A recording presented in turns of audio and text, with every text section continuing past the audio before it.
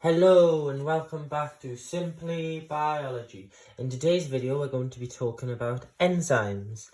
Now in this short video we're going to be looking at what an enzyme is, an example of an enzyme, how an enzyme binds with a substrate, and how an enzyme can catalyze a reaction.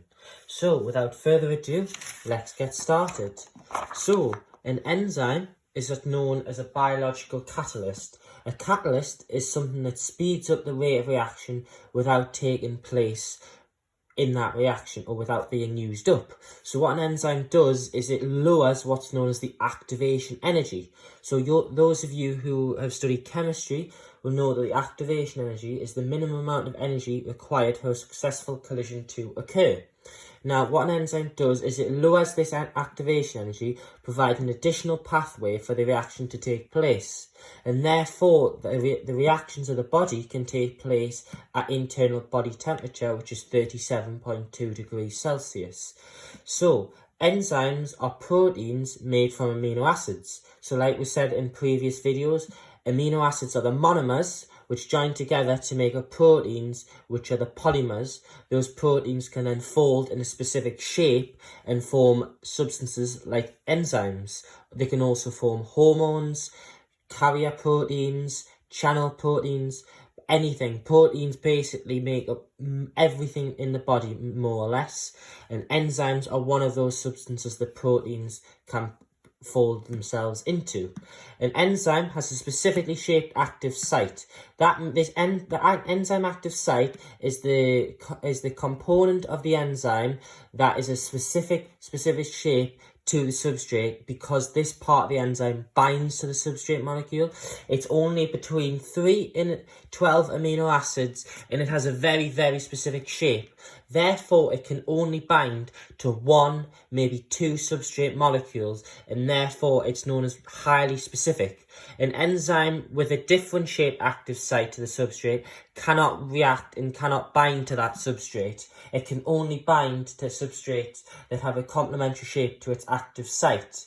The binding of an enzyme to a substrate is known as the lock and key hypothesis. What happens is the substrate in the enzyme with complementary active site to the substrate bind. They form what's known as an enzyme substrate complex, and it's what's known as a lock and key because the substrate is the key and it fits into the lock. Therefore, once it's formed this enzyme substrate complex, it then converts the substrate into the products. The products are a different shape to the active site, and therefore they are then released, and the amino acid and the enzyme is unchanged, so it can be able to react with another substrate molecule. So we're now going to have a look at a specific example of an enzyme, and this enzyme is known as catalase. So what catalase does is it is used to break down harmful hydrogen peroxide, which can form due to the chemical reactions of the body, into H2O, water, and oxygen, O2. Hydrogen peroxide forms because these reactions of the body have been harmful to DNA and cause mutations. And obviously that's really bad for the body because mutations have the possibility of leading to cancer. So thankfully we have this enzyme known as catalase, which is used to prevent this buildup of hydrogen peroxide. It's got 4 polypeptide chains, so it's not known as a quaternary structure. And each of those polypeptide chains has a prosthetic group, ion, attached to each chain. And what it does is this catalase is specific to the hydrogen peroxide substrate. It's able to break it down and therefore removal of this harmful product into 2 neutral, non-harmful products. Finally, we're going to look at how a substrate and an enzyme can bind.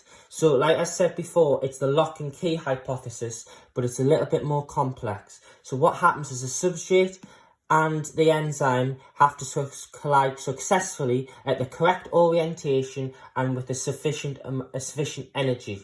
The correct orientation just means the correct shape. So that means that both the enzyme and the substrate are lined up in order to collide effectively. The substrate then needs to bind to the enzyme to form an enzyme substrate complex. The enzyme then converts the substrate into the products, and the products are then released and the active site is available to another substrate to bind.